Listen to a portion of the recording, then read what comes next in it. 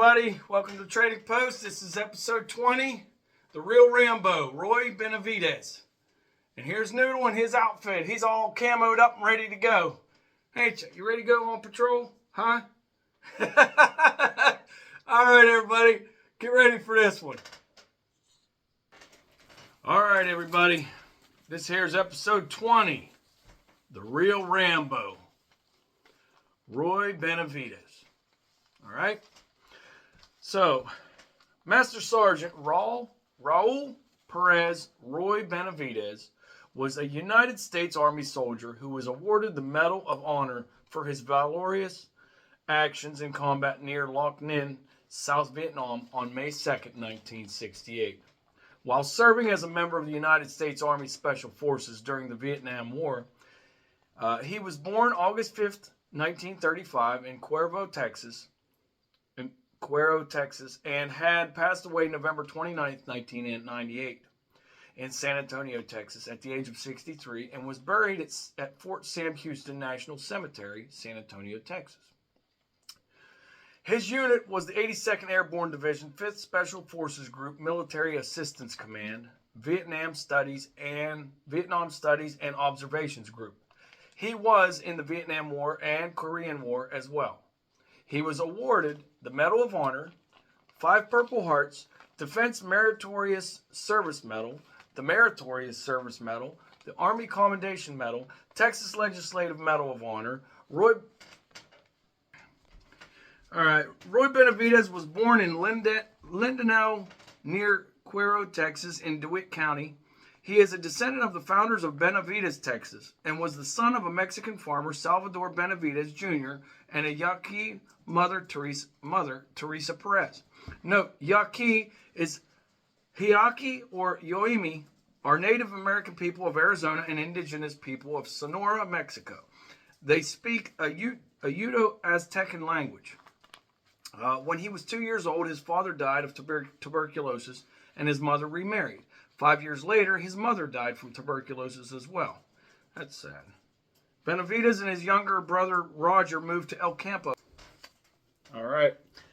Him and his brother Roger moved to El Campo, where the grandfather, uncle, and aunt raised them along the 8 cousins. All right. Now, Benavidez shined shoes at the local bus station, labored on farms in California and Washington, and worked at a tire shop in El Campo. He dropped out of school at age of 15 in order to work full-time to help support the family. Now, we're going to talk about his military career. Okay. Benavidez enlisted in the Texas Army National Guard in 1952 during the Korean War. In June 1955, he switched from Army National Guard to Army Active Duty. In 1959, he married Hilaria Coy Benavidez, completed airborne training, and was assigned to the 82nd Airborne Division at Fort Bragg, North Carolina. Now, Army Special Forces. Benavidez returned to Fort Bragg and began training for the elite Army Special Forces. Once qualified and accepted, he became a member of the 5th Special Forces Group and the Studies and Observations Group, or SOG, which is Studies and Observations Group. Vietnam. Okay, in 1965, he was sent to South Vietnam as a Special Forces advisor to an Army of the Republic of Vietnam Infantry Regiment. During his tour of duty, he stepped on a landmine during a patrol and was evacuated to the U.S. Doctors at Fort Sam Houston concluded he would never walk again and began preparing his medical discharge papers. As Benavidez noted in his MOH acceptance, his Medal of Honor acceptance speech in 1981, stung by the diagnosis as well as flag burnings and media criticism of the U.S. military presence in Vietnam he saw on TV, he began an unsanctioned nightly training ritual in an attempt to redevelop his ability to walk.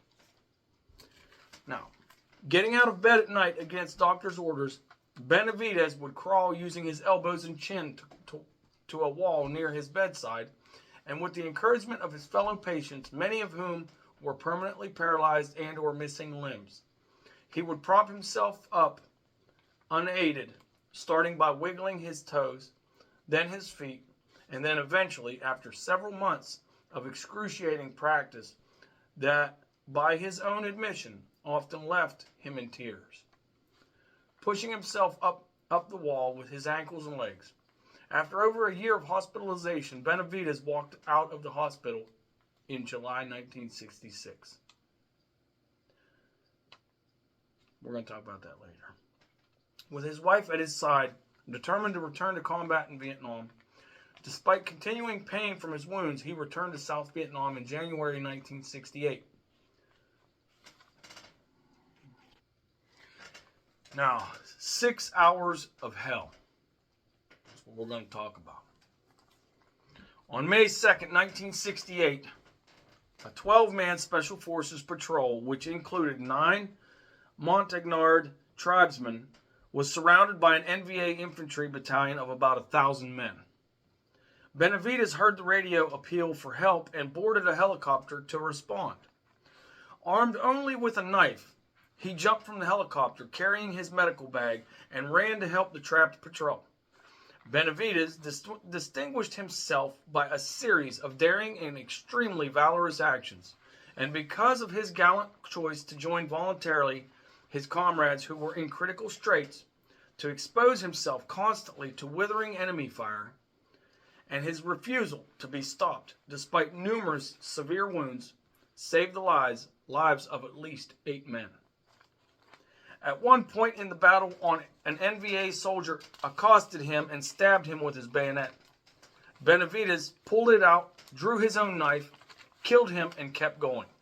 Leaving his knife in the NVA soldier's body, he later killed 2 more NVA soldiers with an AK-47 while providing cover fire for the people boarding the helicopter. After the battle, he was evacuated to the base camp, examined, and thought to be dead. As he was placed in a body bag, among the other dead in body bags, he suddenly recognized by a friend who called for help. A doctor came and examined him but believed Benavidez was dead. The doctor was about to zip up the body bag when Benavidez managed to spit in his face to show that he was alive. Benavidez had a total of 37 separate bullet, bayonet, and shrapnel wounds from the 6-hour fight with the enemy battalion. Benavidez was evacuated once again to Fort Sam Houston's Brooke Army Medical Center, where he eventually recovered. He received the Distinguished Service Cross for extraordinary heroism and 4 Purple Hearts. In 1969, he was assigned to Fort Sam Houston, Texas, where he remained until retirement in 1973.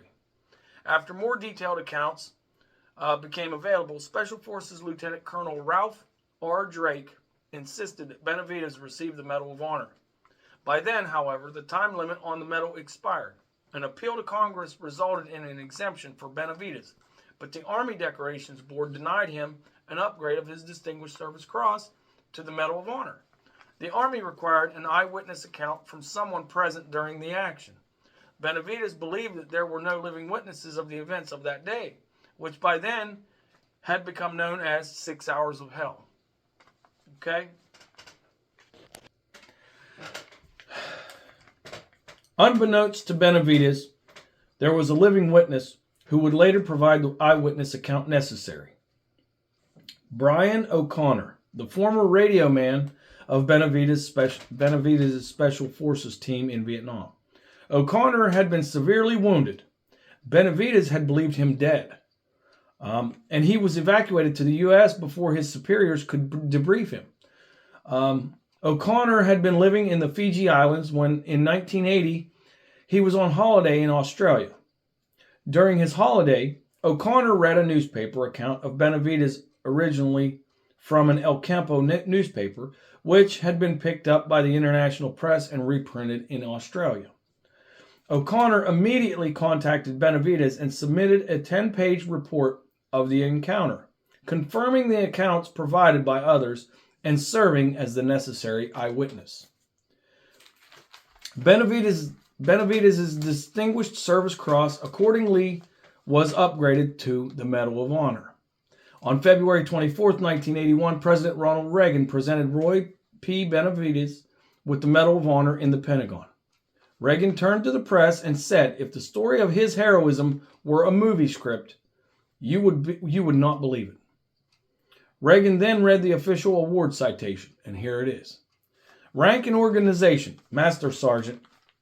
Organization, Detachment B-56, 5th Special Forces Group, Republic of Vietnam.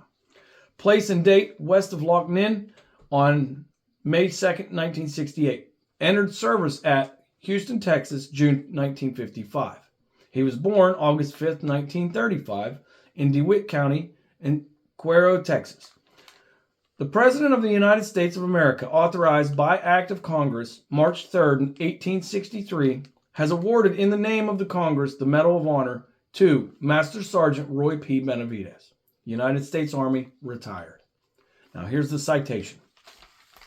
For conspicuous gallantry and intrepidity in action at the risk of his life, above and beyond the call of duty, on May 2nd, 1968, Master Sergeant, then at that time was Staff Sergeant, Roy P. Benavidez distinguished himself by a series of daring and extremely valorous actions while assigned to Detachment B-56, 5th Special Forces Group, Airborne, 1st Special Forces, Republic of Vietnam.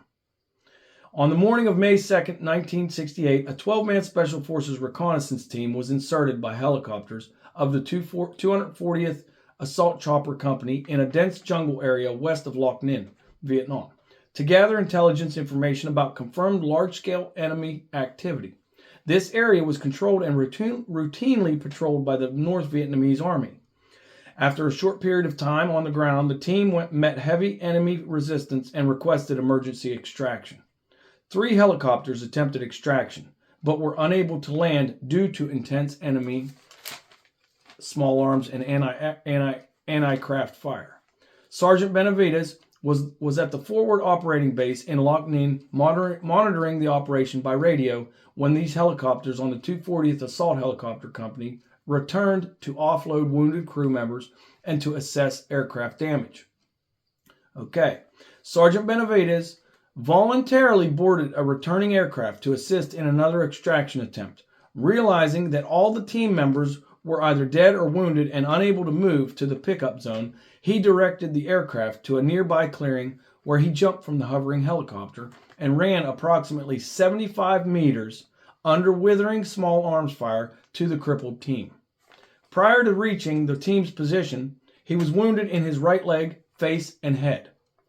Despite these painful injuries, he took charge, repositioning the team members and directing their fire to facilitate the landing of an extraction aircraft and the loading of wounded and dead team members. He then threw smoke canisters to direct the aircraft to the team's position.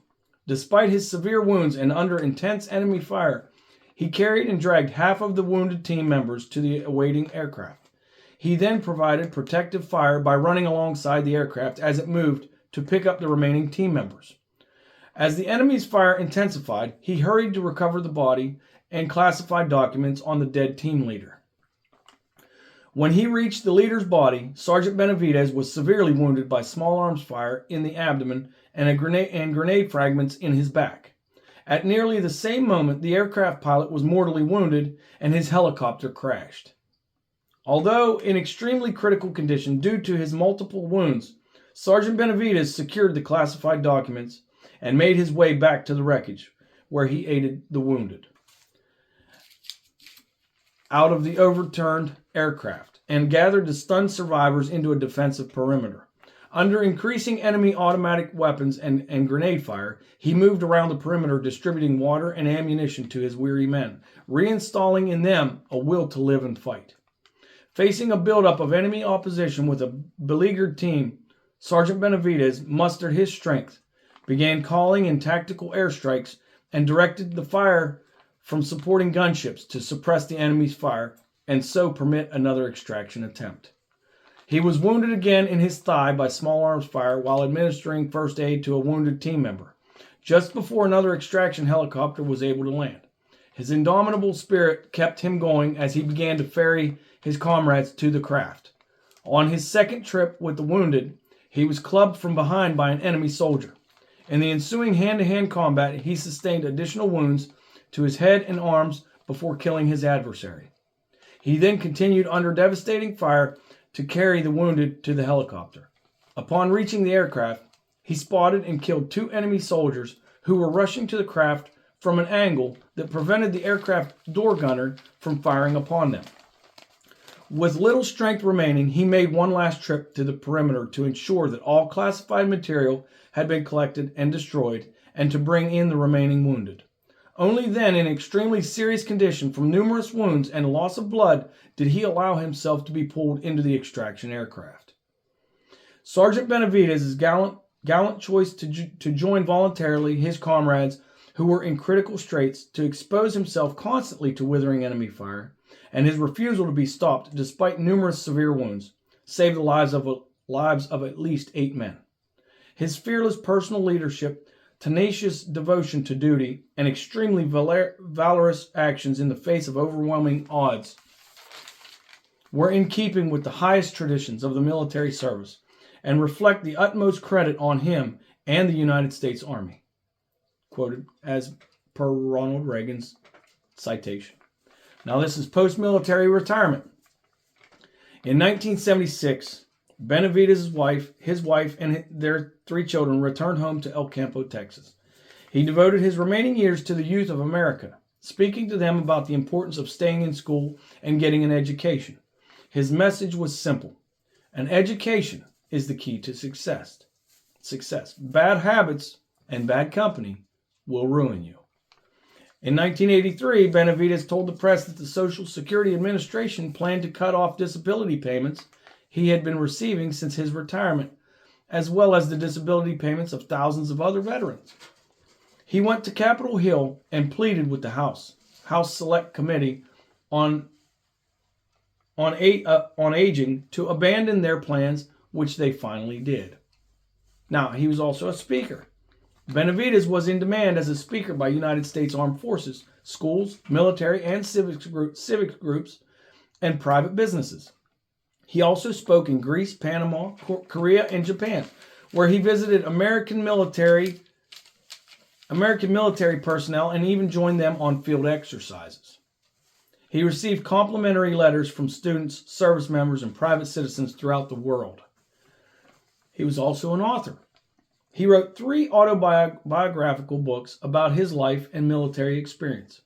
In 1986, he published The 3 Wars by Roy Benavidez, which described his struggle growing up as a poor Mexican-American orphan, his military training and combat in Vietnam, and the efforts by others to get recognition for his actions in Vietnam.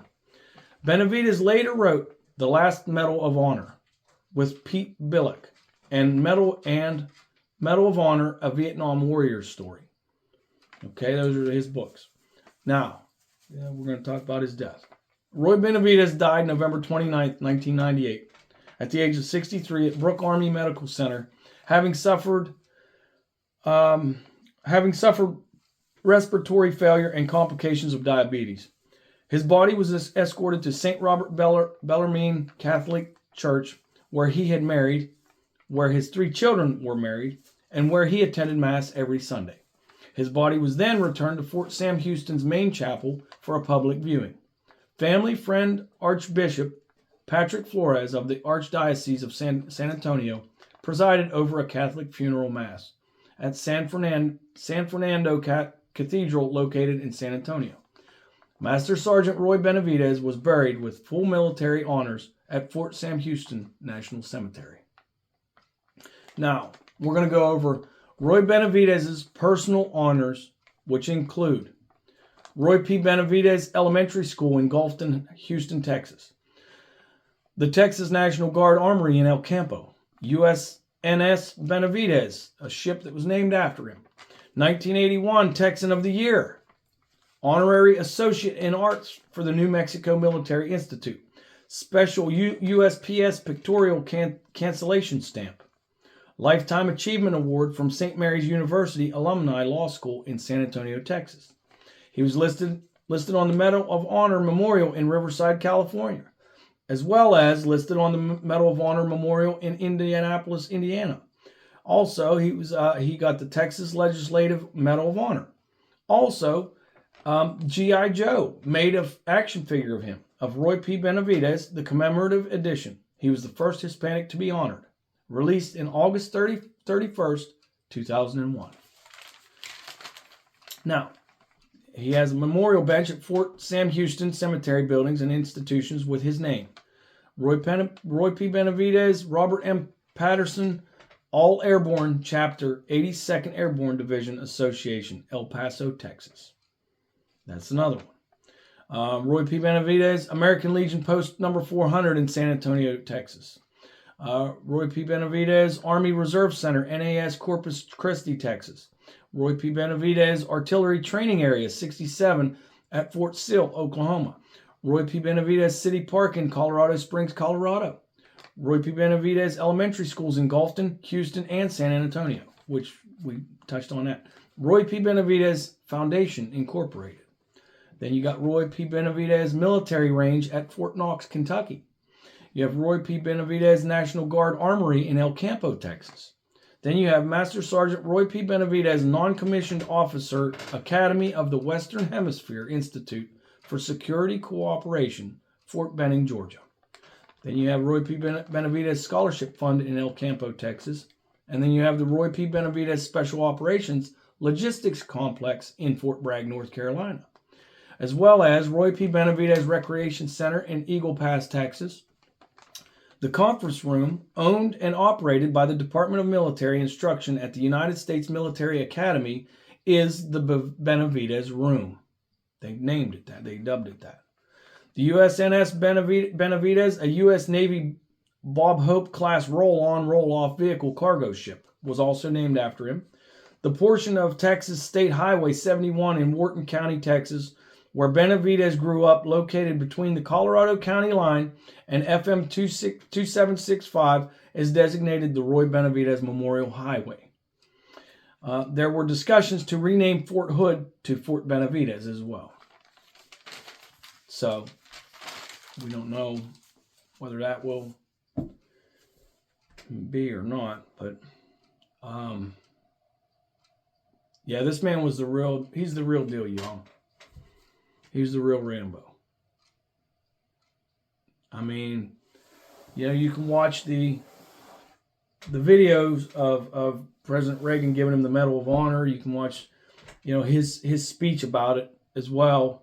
I wanted to try and get it put on here, but I was having technical difficulty to try to do that. My skills aren't that good. So I'm trying to grow. I'm trying to get better, you know. But I hope you guys were entertained with this, because this man, he had a drive like no other.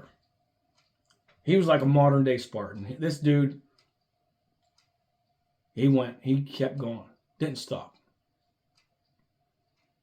And we can all take a page from his book.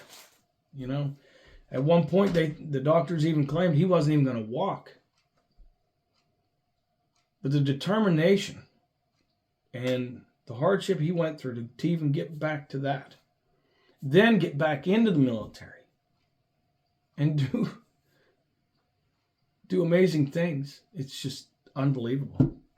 Y'all, you got to give credit where credit's due. This man was one heck of a soldier. You know, we all got to honor him and his efforts. He was a hard-nosed soldier, and he deserved every medal, every accommodation, everything that he received, because he was the real deal. And he took care of his own. I mean, you got to figure he got enemy fire coming at him, and he's taking 2 and 3 trips with wounded soldiers, probably dragging them, carrying them, whatever he had to do, while he's already injured himself, injured in the head, the face. You know, I know on his speech he was talking about, President Reagan didn't even realize, but he actually had his entrails was hanging out. He was holding his entrails in while he was doing some of this stuff. That's inhuman. That's unbelievable. I mean, he was literally mortally wounded. Like, this guy's bleeding out while he's helping other people, and his adrenaline must have kicked in so high that it's like it didn't take him down, you know? He was determined. And I'll be damned if he didn't do what he set out to do. He's got to be commended for that. You know. But you guys, I hope you enjoyed this. This was episode 20, the real life Rambo, Roy Benavidez. And I hope you enjoyed it. Thank you. Till next time.